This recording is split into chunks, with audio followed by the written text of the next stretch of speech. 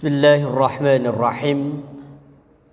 Assalamualaikum warahmatullahi wabarakatuh.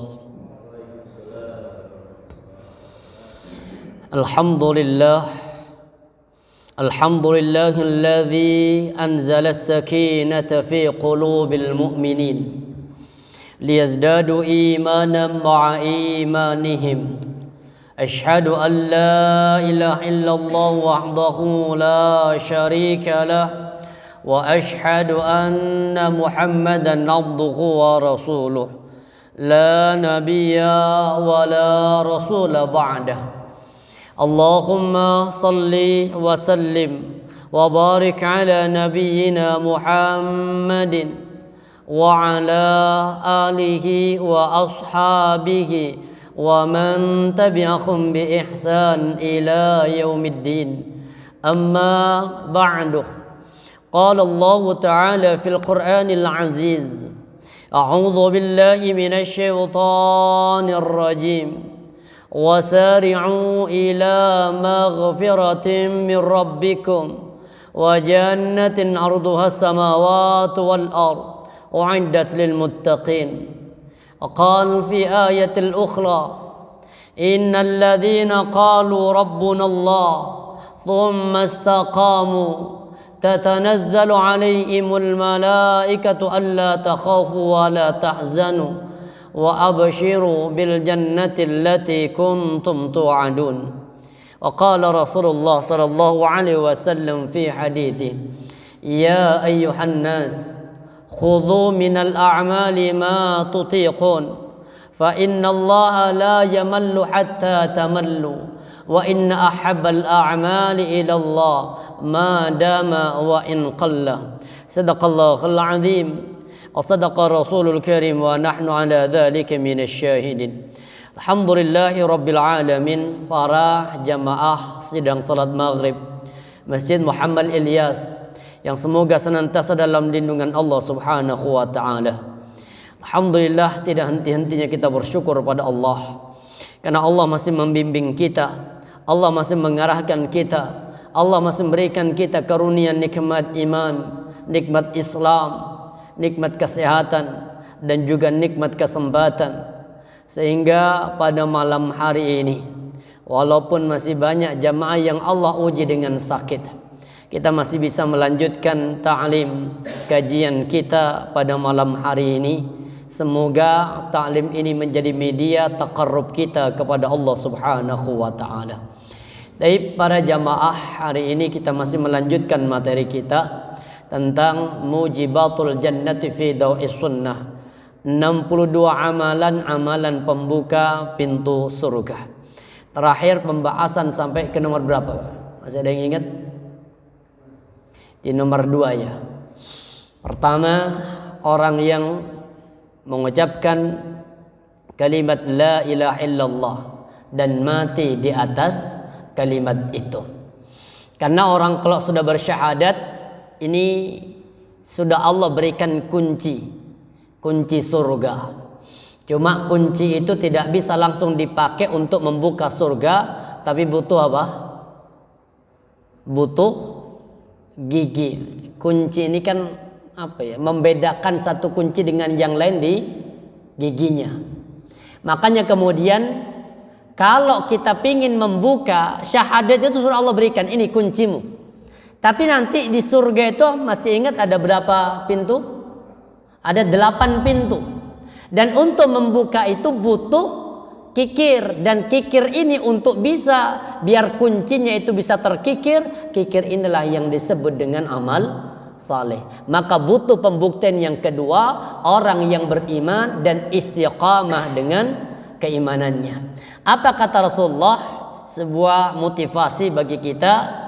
Ya ayyuhan nas, wahai manusia, khudhu minal a'mal, lakukanlah amal saleh. Ma tutiqun, ada kalimat ma tutiqun, sesuai dengan kemampuan. Karena setiap pribadi ini kemampuannya berbeda-beda. Ada orang yang Allah pilih punya kemampuan dengan tahfidz Qur'annya, maka dia menjadikan taqarrub kepada Allah dengan tahfidz Quran. Ada orang yang tidak punya kemampuan di tahfidz Qurannya, tapi punya kemampuan di kekuatan fisiknya. Dia punya kekuatan puasa. Maka ada yang taqarrub kepada Allah dengan puasanya. Ada yang puasa Daud. Insyaallah. Bapak sudah Pak? Sulaiman apa masih Daud? Senin Kemis saja kita masih apa? Sering aya agenda hari Senin Kemis yang menjadikan kita enggak gagal puasa, Pak. Kayak besok, sebenarnya Senin sudah puasa, besok mau puasa, jadwal khutbah nikah. Terus ya apa ya? Jadi ya Allah, ternyata istiqomah itu sulit berat. Makanya Nabi mengatakan apa? Khudhu minal a'mali ma tutiqun. Ambil amalan yang istiqomah tapi sesuai dengan kemampuan kita. Karena setiap pribadi kemampuannya berbeda-beda. Ada kemampuan puasa, sahabat itu datang pada Rasulullah. Satu ketika hidup bersama dengan Nabi. Fisik sahabat ini apa? Sehat. Fisiknya bugar, tampan. Setelah beberapa tahun tidak ketemu lagi dengan Rasulullah, kemudian tanya, "Ya Rasul, apakah engkau lupa dengan aku ya Rasul?" Nabi pangling. Dia siapa? Baru menyebutkannya. Ana ya Rasul. Ya Allah, ditanya, kenapa sekarang kau berubah? Kok jadi kurus, tidak terurus fisiknya? Apa jawabannya? Saya tidak pernah makan ya Rasul kecuali di malam hari. Artinya apa? Puasa terus menerus. Sama Nabi apa? Jangan kau lakukan. Fisikmu punya hak. Terus gimana ya Rasul? Ya puasa wajib Ramadan. Kurang ya Rasul. Maka Nabi menambahin, puasalah Senin Kemis. Kurang ya Rasul. Kalau kita kan apa? Kurangi. Kalau ini kan kurang karena memang punya kemampuan di situ, Pak. Rasulullah menambahkan apa? Berpuasalah puasa Daud. Kurang ya Rasul. Maka ini keutamaannya, berpuasalah di 4 bulan haram. Jadi kalau orang berpuasa Rajab itu, atau puasa Muharram, atau puasa apa? Tapi yang masyhur di Indonesia hanya 2, Rajab sama Muharram kan, tahun baru Hijriah. Siapa yang berpuasa bulan terakhir di tahun terakhir dan puasa hari pertama di tahun baru, ini masyhur di Indonesia. Padahal 4 bulan haram jelas. Apa 4 bulan haram itu? Dijelaskan oleh Allah di surah At-Taubah ayat 36. Allah katakan apa? Inna iddatasyuhuri 'indallahi 12 syahran fi kitabillah. Sesungguhnya jumlah bulan di dalam kitab-kitab Allah itu ada 12 bulan.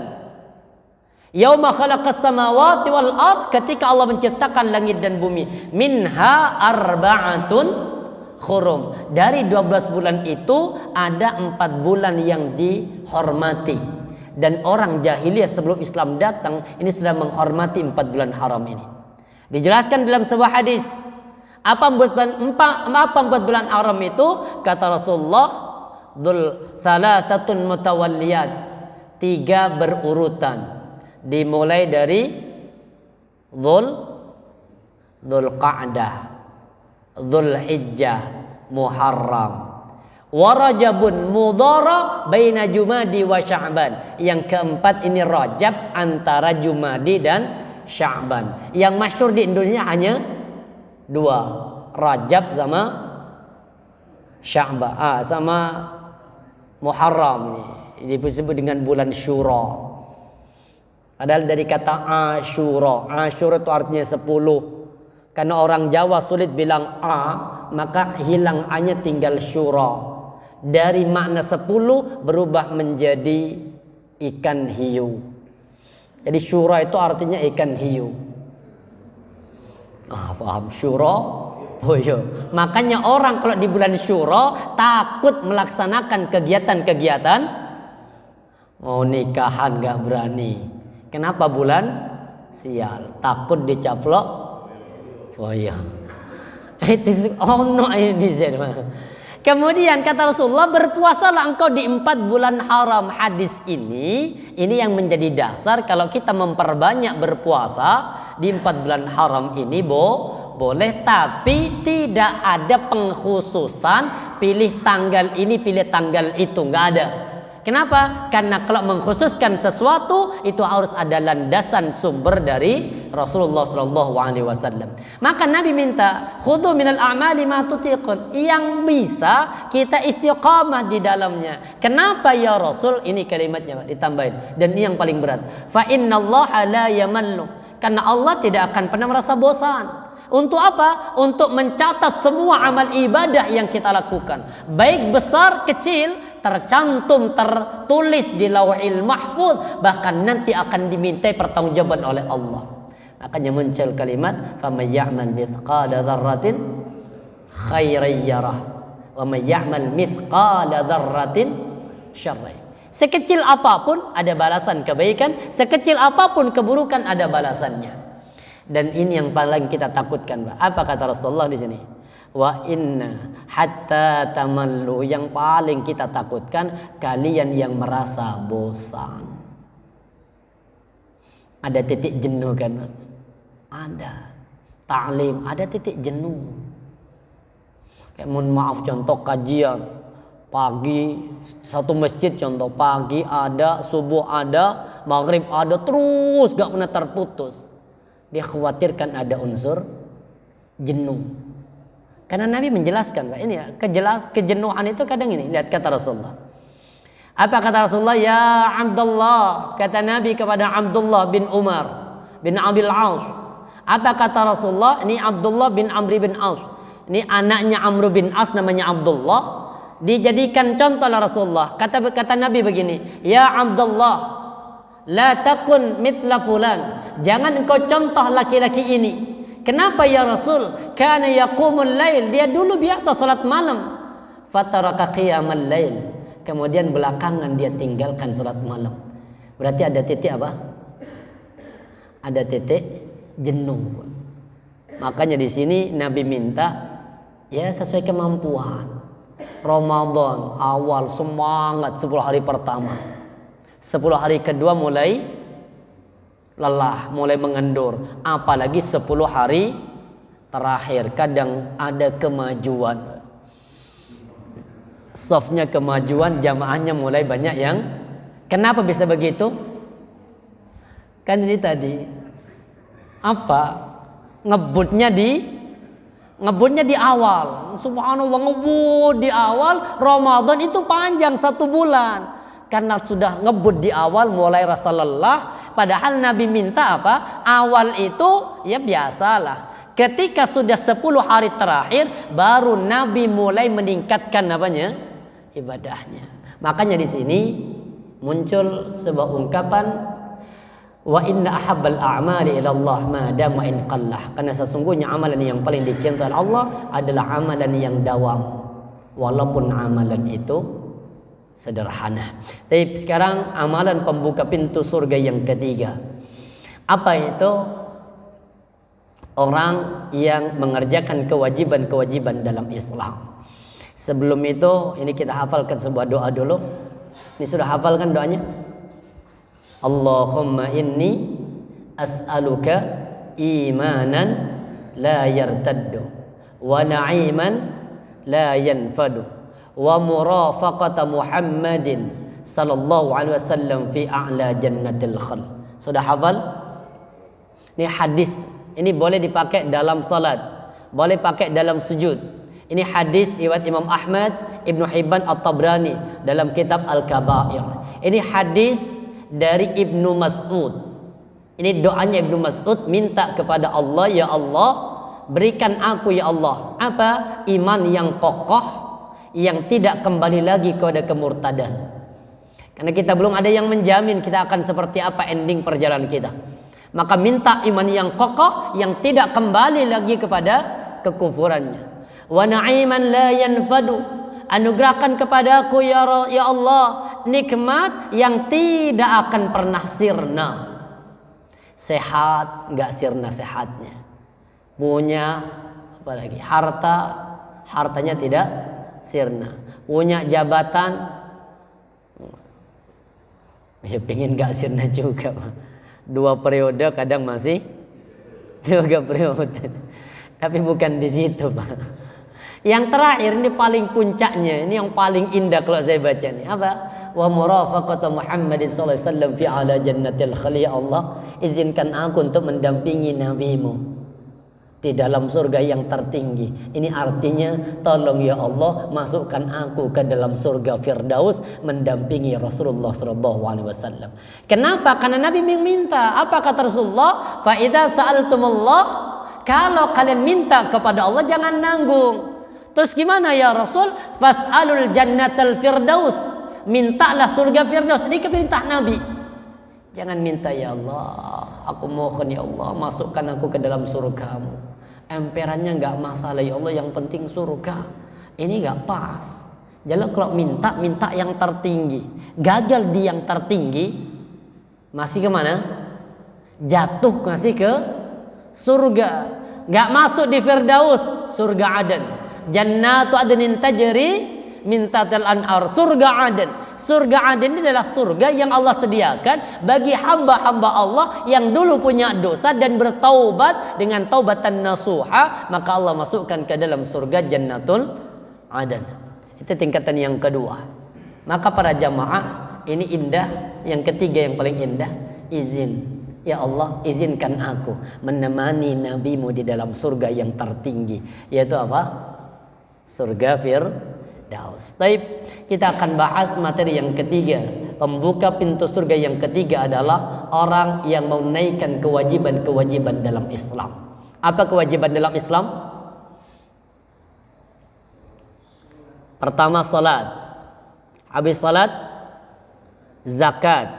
Habis zakat puasa. Apalagi kewajiban yang lain?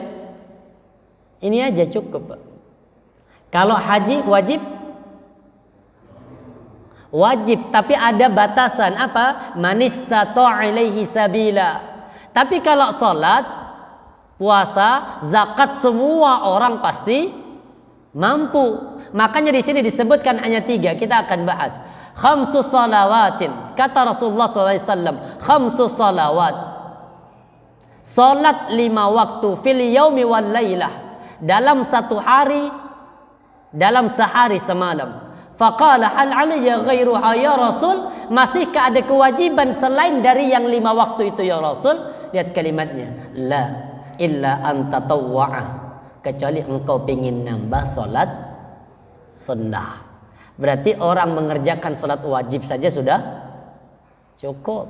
Bagi ibu-ibu cukup. Apa kata Rasulullah? Idza sallat al-mar'ata khamsaha, kalau ada seorang wanita menjaga salat 5 waktunya, wa shamat syahraha, menjaga puasa Ramadannya, wa hafizat farjaha, menjaga kehormatan diri, wa ata'at zaujah, mentaati perintah suami. 4 saja nih. Salat 5 waktu, puasa Ramadan, jaga kehormatan, taat pada suami. 4 ini kalau ibu kerjakan, apa kata Rasulullah keutamaannya? Udkhuli al-jannati min ayyi babil jannati syi'ti, masuklah engkau ke dalam surga dari pintu mana saja yang kalian kehendaki. Itu bagi seorang perempuan, tapi bagi laki-laki nggak bisa. Laki nggak ada hadis yang mengatakan apa? Jaga salat 5 waktu, jaga puasa Ramadan, jaga kehormatan, cintai istri, masuk surga. Nggak ada hadisnya. Tapi kalau perempuan ada. Berarti perempuan ini untuk masuk surga lebih mudah daripada laki-laki. Syaratnya hanya 4 ini. Wes nggak usah duha, Bu, nggak usah. Qabliyah ba'diyah, nggak usah. Puasa Senin Kamis, nggak usah. Tinggal ngapain di rumah?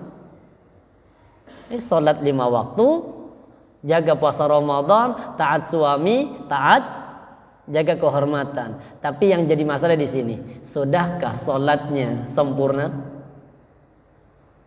Sempurna sudah salatnya? Belum. Kita belum sempurna. Nah, kita bahas di sini, Bu. Kemudian apa kata Rasulullah? La, enggak ada lagi kewajiban kepadamu illa an tatawwa', kecuali engkau ingin menambah salat tatawwu. Qala Rasulullah sallallahu. Habis itu Nabi kemudian memberikan nasihat lagi. Selain engkau jaga salat 5 waktu, wa shiyam Ramadan, jaga puasa Ramadannya.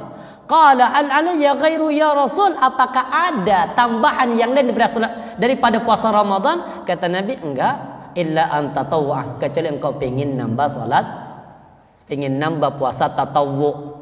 Wa dzakara lahu Rasulullah sallam az-zakah, Nabi kemudian menyebutkan yang ketiga zakat. Qala alayya ghairu, apakah ada kewajiban yang lain ya Rasul? Qala la illa an tatawwa, kecuali engkau pengin nambah salat tatawwu. Kemudian apa kata Rasulullah?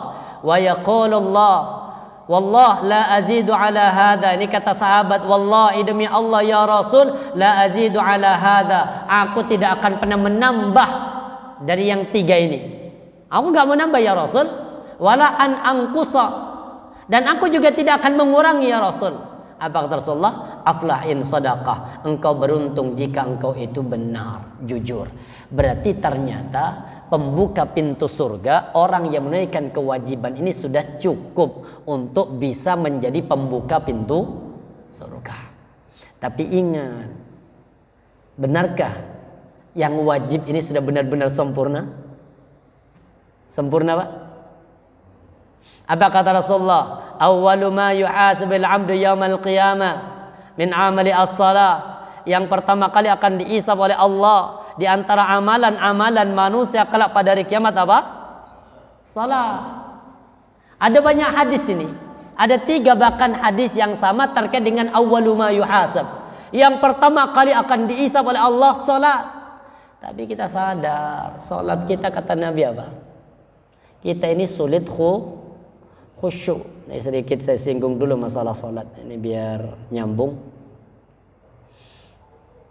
Kita ini sulit banget untuk meraih kekhusyuan dalam salat. Kenapa? Karena Nabi sendiri mengatakan yang pertama kali akan dihisab oleh Allah itu salat, dan ini yang pertama kali diangkat. Apa itu? Yang pertama kali diangkat oleh Allah dalam kehidupan kita itu adalah khusyuk. Tahu khusyuk? Apa khusyuk itu? Khusyuk.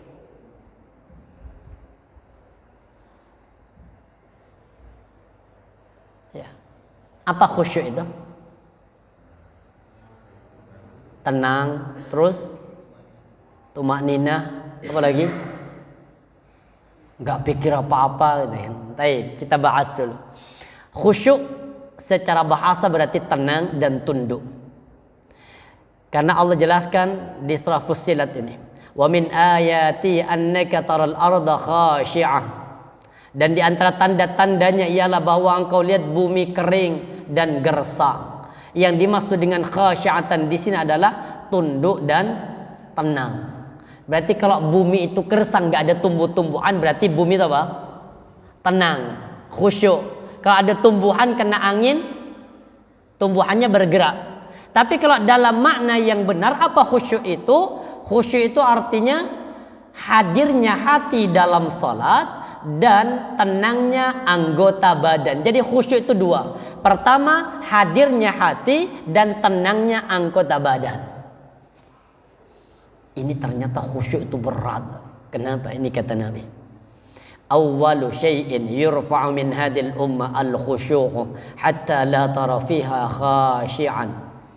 Yang pertama kali kelak akan diangkat oleh Allah, yang akan dihadapi oleh umatku kata Rasulullah, adalah perkara khusyuk. Sampai kita ini apa? Sulit untuk melihat orang-orang yang khusyuk dalam salatnya. Karena kita sadar dalam salat itu ada siapa? Masih ingat setan siapa namanya? Khinzib. Ini setan ini di masjid, nggak pernah kemana-mana. Ini setan nggak pernah ke diskotik. Ini pokoknya di masjid. Apa kerjaannya? Kalau ada orang adzan, lari terbirit-birit, takut. Makanya kalau ada orang bingung dengan masalah suara adzan, itu siapa? Khinzib. Apalagi sekarang Menteri Agama ingin mengatur urusan apa? Toa. Ini mungkin nanti nggak boleh ada apa mungkin ya, pelan-pelan lah Pak. Ini mohon maaf ini belakangan ini kita bahaya nanti belakang. Mohon maaf Ustaz Khalid, nggak bilang haram itu enggak. Hanya ketika ditanya, ini bukan tradisi Islam lah itulah. Tapi kemudian dilaporkan. Siapa melaporkan? Orang yang benci dilaporkan. Kalau nanti ini di penjara, orang kalau kemudian mohon maaf, seandainya ada orang ceramah di masjid bahwa orang Nasrani, orang Yahudi akan masuk ke dalam neraka. Ini kalau kemudian di video orang memotong, ini kalau Yahudi sama Nasrani melaporkan pasti diproses. Nanti kemudian siapa yang makan babi, siapa yang makan anjing haram. Ini nanti kalau anjing nggak setuju, protes anjing sama babi, lapor, ketangkep. Ini dikhawatirkan di situ. Iya, kita takutnya endingnya ke situ, Pak. Ini hanya masih, mohon maaf, ini kalimatnya sepertinya tester dulu, Pak. Kalau kita umat Islam kemudian diem, habis. Ustadz Somad mau dilaporkan gara-gara apa? Ya gara-gara Injil kan. Lah tapi kan ceramahnya di mana? Di masjid. Apalagi kemudian kita bilang, ya enggak, Injil itu benar. Yahudi benar. Berarti kan kita mengorbankan diri hanya untuk menyelamatkan dari ancaman. Ini kan bahaya. Padahal Allah katakan innalladzina kafaru. Sesungguhnya orang-orang yang mereka kafir. Siapa orang kafir itu? Ada dua orang kafir itu. Pertama, min ahlil kitab. Yang kedua, wal musyrikin. Apa kata Allah di surah Al-Bayyinah itu? Ahlul kitab, al musyrikin di mana? Fi nari jahannam khalidina fiha abada. Orang Yahudi, orang Nasrani, orang-orang musyrik. Siapa orang musyrik itu? Orang musyrik, orang yang beragama di luar agama Islam, di luar agama Yahudi, di luar agama Nasrani. Ini namanya musyrikin. Seperti Hindu, ini musyrikin. Buddha, musyrikin. Terus apa lagi? Agama buatan manusia. Konghucu, Zoroaster, apa lagi? Majusi. Ini semuanya masuk kategori apa? Musyrikin. Kenapa? Karena agama ini buatan manusia. Sedangkan kalau agama samawi, itu Yahudi, Nasrani, agama samawi. Itu benar pada zamannya. Tapi untuk saat ini sudah tidak. Maka para jamaah dirahmati Allah, kita belakangan ini kita juga agak sulit. Dan ternyata benar, yang pertama kali diangkat oleh Allah yang kita hadapi adalah khusyuk. Makanya sampai dijelaskan di hadis yang lain, innar rajul la yansrifu ma wa ma kutiba lahu illa ushrun salatihi. Ada seorang yang salat, la yansrifu, selesai salat dicatat baginya hanya dapat 1/10 pahala. Berarti apa kalau 1/10? Kalau kita salat 10 menit, berarti khusyuknya hanya berapa? 1 menit. Kita kira-kira mencapai 1 menit khusyuknya? Ditambah-tambah ya, kadang 2 detik khusyuk, habis itu datang bisikan, lali lagi, habis itu balik lagi khusyuk, 5 detik, batang lagi bisikan. Ini kalau digabung benar kata Rasulullah, yang pertama kali akan diangkat, maka kita tidak cukup kalau hanya sebatas mengandalkan salat 5 waktu, butuh tambahan dari salat sunnah. Walaupun kalau orang para sahabat itu melakukan salat 5 waktu sudah menjadi pembuka pintu surga, itu wajar karena memang yang mengerjakan para sahabat. Saat itu khusyuk masih mudah didapatkan. Sedangkan saat ini untuk bisa meraih khusyuk begitu berat. Kenapa? Karena khusyuk itu harus melibatkan 5 hal. Khusyuk itu apa? Pertama, sam'i. Khasya'alaka. Khusyuk itu hanya kepadamu. Pertama apa? Sam'i, pendengaranku, wa basari, penglihatanku, wa mukhi, otakku, wa admi, tulangku, wa asabi, dan otot-ototku. Kalau orang salat ini berarti apa? Pendengarannya nggak ada bisikan yang masuk. Ini khusyuk. Kita masih ada apa tidak?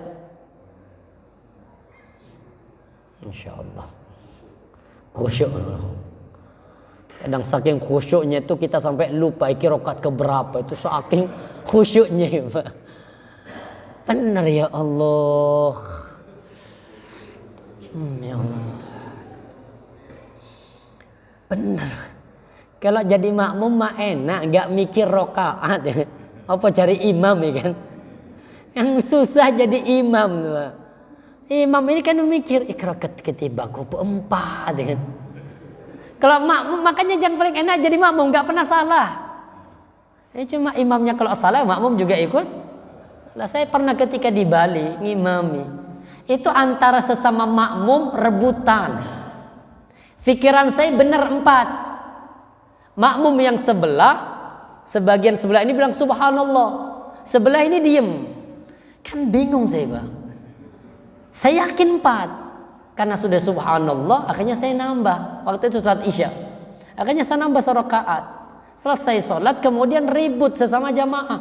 Lu benar tadi 4. Lu ndak kurang 3 tadi. Lu benar 4, cobalah hitungan. Wis, maaf saya diem aja sudah. Ini sesama makmum aja sudah kayak begitu, apalagi sholat sendiri. Kenapa? Karena memang khinzib itu tidak akan pernah mendiamkan. Makanya kalau dalam sebuah hadis riwayatnya Imam Abu Daud kata khinzib itu dalam sebuah hadis Nabi menjelaskan khinzib itu berbisik lewat sebelah kiri. Lewat kiri. Makanya kemudian udkur kada, kata khinzib itu ingat ini. Itu pasti, Pak. Makanya kadang kita nggak ingat di luar salat, maka ketika sedang salat kemudian kita ingat sesuatu. Itu kerjaannya. Makanya sampai Rasulullah berwasiat Sawwu sufufakum. Luruskan, rapatkan saf kalian ketika sedang salat. Hadu bain manakib wasyaddal khalal. Tempelkan kalau bisa pundak ketemu dengan pundak, kaki ketemu dengan kaki. Wala tadaru kharajatil lisyayatin, dan jangan ada celah yang mungkin karena gak mau nempel ada celah, disitulah kemudian syaitan memasukinya. Man wasala saffan wasalallah. Siapa yang menyambung saf, maka Allah akan menyambung kasih sayangnya. Wa man qata'a saffan kata Allah azza wajal. Dan siapa yang memutuskan saf, maka Allah juga akan memutuskan kasih sayangnya. Maka para jamaah dirahmati Allah, untuk menjadi penunjang khusyuknya dalam salat, maka pintu-pintu masuknya syaitan ditutup. Apa pintu masuknya syaitan? Pertama, saf harus dirapatkan. Yang kedua, pintu masuknya syaitan itu kalau bisa fahami semua bacaan yang kita baca dalam salat. Artinya sudah ngerti kan, Pak? At-tahiyatul mubarakatuh salawatut thayyibatu lillah. Hafal artinya? Ya, enggak hafal. Ini kalau kita enggak hafal dalam salat ini sulit. Makanya ada sebuah buku kecil itu. Ada Menggapai salat khusyuk 33 cara meraihnya. Salah satunya di nomor yang ke berapa itu? Ke nomor yang ke-12 kalau tidak salah. Kita memaknai setiap bacaan yang kita baca dalam salat. Makanya ada sindiran harus di Al-Quran. Ini sindiran harus banget. Apa kata Allah? La taqrabus salata wa antum sukara. Jangan engkau dekati salat kalau kalian dalam kondisi mabuk. Atau orang mabuk. Kayak apa orang mabuk, Pak? Orang mabuk itu ngoceh tapi enggak ngerti apa yang dia ocehkan. Itu orang mabuk.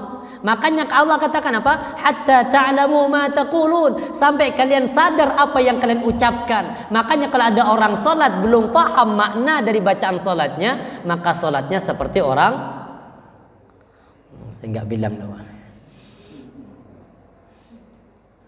Maka para jamaah dirahmati Allah, berarti khusyuk itu ternyata berat. Pendengarannya khusyuk, penglihatannya khusyuk, kemudian otaknya juga khusyuk. Ini yang sulit. Makanya khinzib ngomong udkur kada, dibikin gatal sama khinzib itu pasti.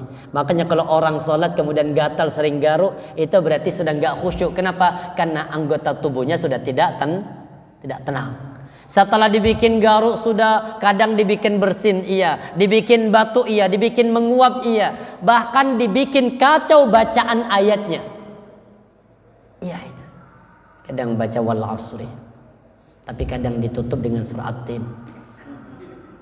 Wal asri, innal insana lafi khusr, illa alladziina aamanu wa 'amilus shalihati falahum ajrun ghairu mamnun. Kadang enggak sadar, benar. Itu siapa? Khinzib, mengacaukan. Makanya kalau sudah terkacaukan, mohon maaf, karena pasti sesekali pernah kita sholat kacau itu pasti. Apa kata Rasulullah? Kalau sudah kacau bacaannya, kacau solatnya, lupa rokaat, ini rokaat yang keberapa, ini sujud yang keberapa, apa kata Rasulullah? Falyata'awwadz billah, maka jangan lupa ucapkan ta'awudz dalam solatmu. A'udzu billahi minasyaitonir rajim. Waqfil ala yasarika talata, dan meludah ke sebelah kiri sebanyak 3 kali. Maka sahabat Utsman bin Abil As kemudian melakukan itu, maka kemudian syaitan tidak lagi mengganggunya. Makanya karena kita tidak sempurna dalam solat wajib, maka perlu ada tambahan namanya solat sunnah. Makanya di sini pintu terbukanya pintu surga yang ketiga, menunaikan yang wajib ini kalau merasa sudah sempurna. Tapi kalau tidak, maka butuh tambahan salat sunnah. Yang keempat, apa amalan pembuka pintu surga yang keempat?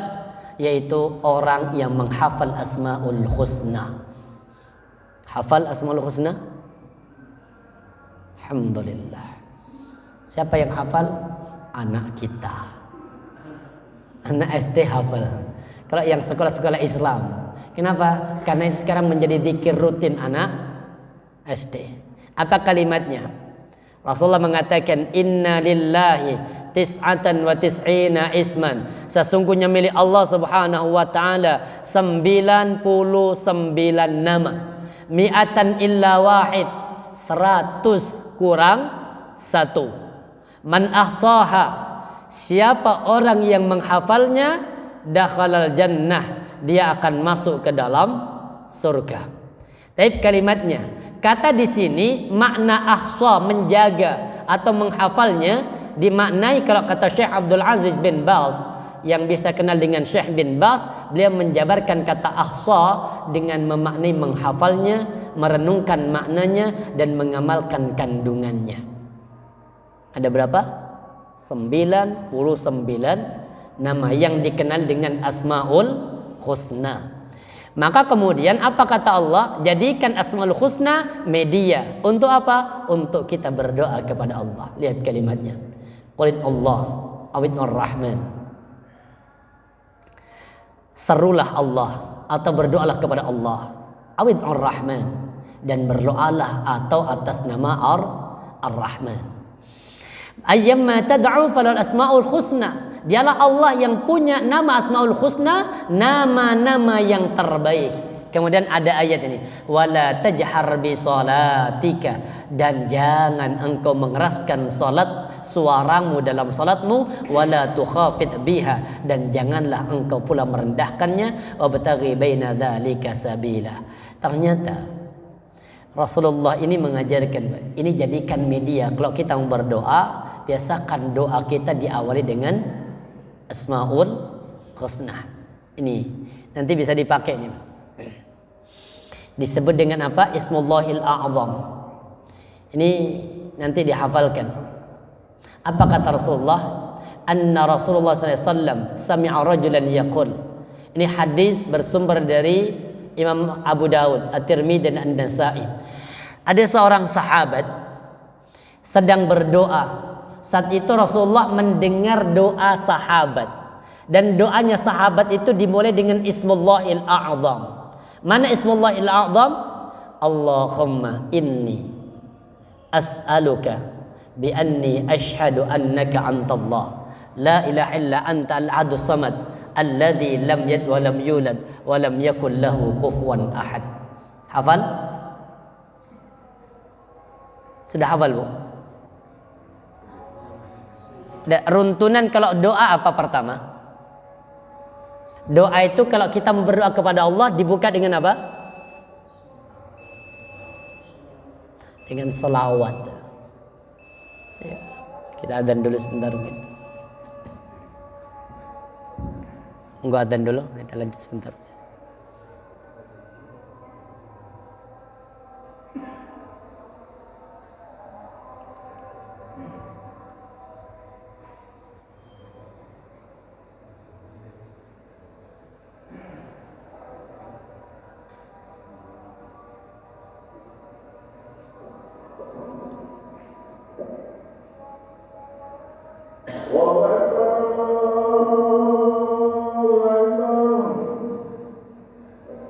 Allahu akbar.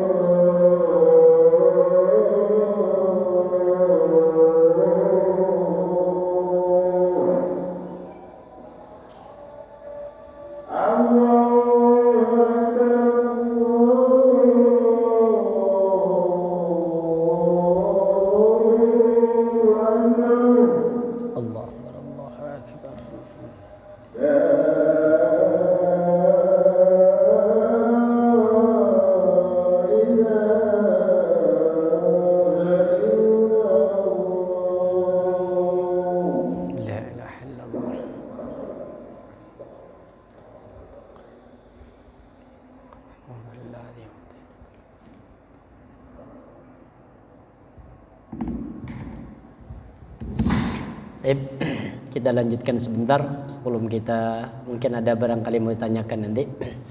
Allah berfirman di surah Al-A'raf ayat yang ke-180. Apa kata Allah? Walillahil asmaul husna. Allah itu punya 99 nama. Fad'uhu biha. Maka kalian berdoalah kepada Allah dengan perantara asmaul husna. Ini namanya apa? Wasilah atau tawassul.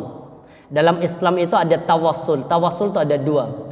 Ada tawassul yang masyru', yang disyariatkan. Ada tawassul yang bid'ah atau masyru', yang disyirikkan. Ada yang masyru', disyariatkan. Apa tawassul yang disyariatkan? Pertama, tawassul dengan asmaul husna. Ini syariat. Seperti kalau bapak ibu mau berdoa minta rezeki, apa yang pas kalimat asmaul husnanya? Ya Razzaq. Tinggal sebut Ya Razzaq urzuqna, berikan aku rezeki ya Allah. Kalau pingin diselesaikan semua permasalahan, tinggal ungkapkan Ya Fattah iftah lana babana, buka semua permasalahan yang kami hadapi ya Allah, berikan solusi. Atau pingin minta sesuatu di luar tanpa batas, apa? Ya Wahhab. Kalau pingin ganti mobil boleh, Ya Albat. Itu harus ada dananya Pak. Yang mungkin mobil kecil, mobil ini tinggal kalau Ustaz Yusuf Mansur jadikan DP sodakohkan. Insya Allah nggak balik itu. Kenapa nggak balik? Karena salah nih. Dengar ceramahnya Yusuf Mansur. Siapa yang pengen mobil Mercy? Berapa harganya? Bayar 10%. Dengan apa? Sedekah. Nanti mobil Mercy datang. Ditunggu bertahun-tahun gak toko-toko.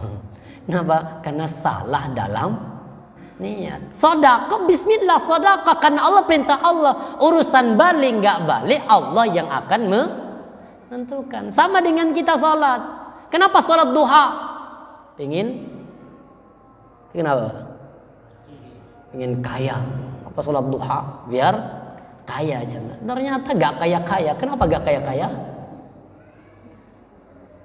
Ya wis kan memang jatah rizkinya saat begitu, sudah pasti begitu.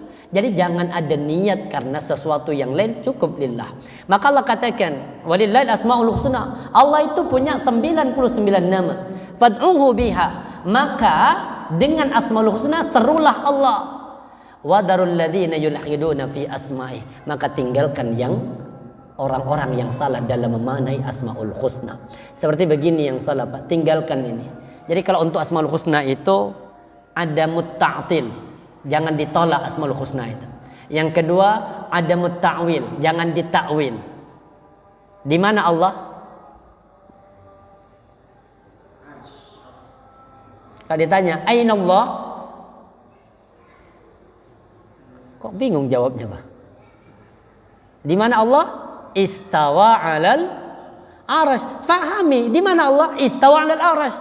Kaifa? Jangan takyif, jangan tanya bagaimana Allah istawa. Pertanyaan bagaimana itu pertanyaan cocok hanya untuk makhluk. Sedangkan untuk Allah atau Sang Khalik tidak cocok pertanyaan dengan takyif atau tamthil. Baik, maka kalau Bapak kemudian mau berdoa, pertama gunakan Ismullahil A'zam. Ini ada sebuah doa yang tadi saya bacakan. Allahumma inni as'aluka bi anni ashhadu annaka antallah la ilaha illa anta al-ahadus samad alladzi lam yalid wa lam yulad wa lam yakul lahu kufuwan ahad. Apa kata Rasulullah? Nabi mendengar kalimat ini, apa kata? Faqala laqad sa'altallah, maka sungguh engkau telah minta kepada Allah Ta'ala biismilladzi, dengan nama idza su'ila bi a'ta, yang dengan nama kalimat tadi kalau engkau minta pasti akan diberi. Wa idza du'iya, kalau Allah dipanggil dengan kalimat ini ajabah, maka Allah akan mengijabahi.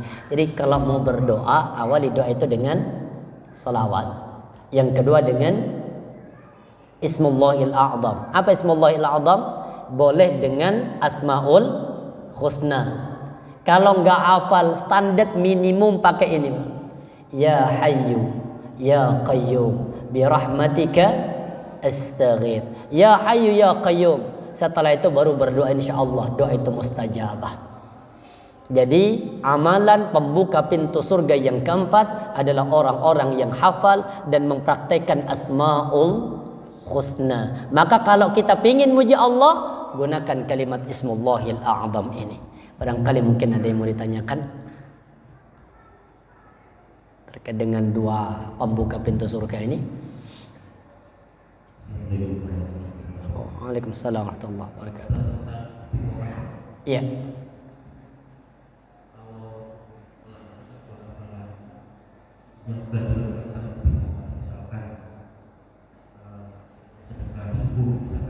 Iya.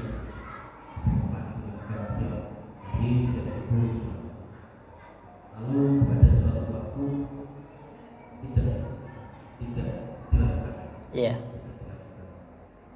Nah, ini pertanyaannya apakah ini kan semua kehendak Allah. Nah, pada saat itu apakah sebelum dia melakukan itu ini bisa dinamakan dengan mengalami penurunan stamina tadi itu? Iya. Enggak, sengaja tidak mengerjakan atau ada faktor yang lain? Lupa. Terus akhirnya BB-nya ya lupa lagi. Ini apakah ada penurunan dari iman kita? Taib. Pertama terkait dengan masalah istiqamah. Begini Pak, sedikit saya gambarkan ya. Istiqomah itu terutama yang memang diprioritaskan istiqomah itu adalah istiqomah yang dicontohkan oleh Rasulullah. Seperti salat rawatib. Salat sunnah rawatib. Ada berapa rakaat? 12. Nabi, ini contoh subhanallah ya. Rasulullah itu tidak pernah meninggalkan salat qabliyah subuh. 2 rakaat qabliyah subuh. Satu ketika Rasulullah itu kemudian pernah ketinggalan, tidak sempat mengerjakan qabliyah subuh. Karena mungkin ada faktor atau mungkin Nabi mengerjakan itu setelahnya biar ada hukum. Kemudian ternyata karena Rasulullah tidak pernah meninggalkan itu, maka sampai Nabi mengqadha qabliyah subuh sama Rasulullah dikerjakan di setelah subuh. Lihat kalimatnya. Bahkan Nabi tidak pernah meninggalkan qabliyah duhur. Suatu ketika pernah tidak sholat qabliyah duhur, Pak. Dikerjakan sama Nabi diqadha setelah sholat asar. Maka ada hadis yang sahih, Rasulullah tidak pernah meninggalkan 2 rakaat setelah sholat asar. Tapi ikhtilaf di kalangan ulama dalam memanai apakah memang itu masuk qabliyah, masuk ba'diyah asar atau Nabi mengqadhanya. Maka terjadi ikhtilaf. Kemudian kalau bapak sudah istiqamah, seperti contoh sedekah subuh, kemudian hari itu lupa ke masjid gak bawa uang contoh. Seandainya kita ingat di hari itu, qadha. Sebagai bentuk belajar istiqamah. Ini ada sebuah hadis, ini cuma gak tampil layarnya hilang. Apa kata Rasulullah? An Qais jaddi Sa'ad. Ini hadis dari Qais, kakeknya Sa'ad. Qala ra'ani Rasulullah sallam. Satu ketika Qais itu pernah sholat habis sholat subuh, Pak. Kemudian wa ana usalli, Nabi melihat aku sedangkan aku kondisi sholat raka'atainil fajr ba'da salati subhi. Nabi itu pernah melihat aku sholat qabliyah subuh, tapi aku kerjakan setelah sholat subuh. Padahal gak ada sholat setelah sholat subuh. Ini apa hadisnya? La sholata ba'da subhi. Gak ada sholat setelah sholat subuh. Tapi ini ada sahabat namanya Qais berdiri sholat qabliyah, tapi dikerjakan setelah subuh. Padahal di waktu itu waktu yang terlarang. Kalau mungkin ba'diyah maghrib wajar, ba'diyah zuhur mungkin sih wajar. Kenapa? Karena bukan waktu yang terlarang. Ini di waktu yang terlarang. Nabi melihat aku. Kemudian apa kata Qais? Qala, Nabi berkata, "Ma hatani rak'atani ya Qais." Kata Rasulullah kepada Qais, "Ini 2 rakaat apa engkau lakukan?"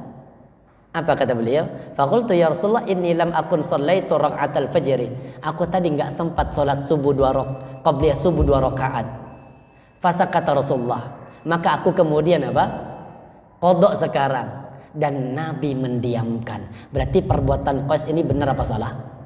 Benar. Padahal mengqadhanya di waktu terlarang. Jadi kalau memang ini kita benar sudah istiqomah dari awal, satu saat kemudian ada penghalang kita, seandainya kita sempat qadha maka lebih baik qadha.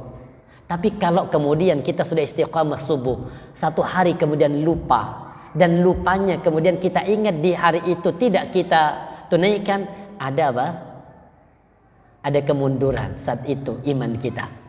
Besoknya lali mana?